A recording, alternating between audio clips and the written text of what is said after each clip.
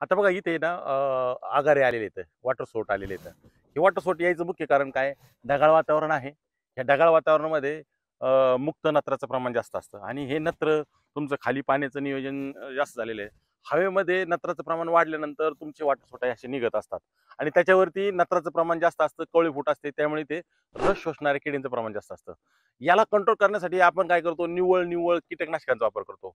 समजा हा जर आगार जर आपण मॅच्युअर जर केला तर निश्चितच सांगतो तुम्हाला रासायनिक कीटकनाशकांचा वापर करायचा.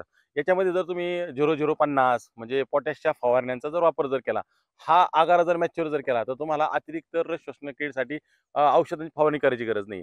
इथे मॉलिब्डेनम प्लस पोटॅश याचा जर वापर जर केला, हा मॅच्युअर होणार आहे. आणि तुम्ही बघत असाल की मॅच्युअर झालेल्या पानांवरती रस शोषणारी कीड येत नाहीये. म्हणजे ह्यावरती फवारणीला प्राधान्य देण्यापेक्षा तुम्ही ही जी काय पत्ती आहे ती मॅच्युअर करण्याचा प्रयत्न करा, कडक करण्याचा प्रयत्न करा. ही कडक झाली की ऑटोमॅटिक तुमच्या रस शोषणारी किडी कमी होणार आहे. म्हणजे तुमचं पाण्याची मात्रा वाढली किंवा ढगाळ वातावरण वाढलं तर ही असे आजार येणारच आहेत. तर कीटकनाशकांबरोबर तुम्ही अन्नद्रव्य व्यवस्थापनाकडे पोटॅशच्या, मॉलिब्डेनमच्या ह्यासारख्या खतांकडे जर लक्ष जर दिलं तर निश्चितच तुमचा हा जो काय आजार हा कमी राहणार आहे आणि हे अशा पद्धतीचे आजार तुमच्याकडे कमी येणार आहे. हे रस शोषणारे बघा आता पूर्णपणे हे घेतले, याच्यामध्ये जे काय अन्नद्रव्य आलेले आहे संपूर्ण त्यांनी खाऊन टाकलेले आहे.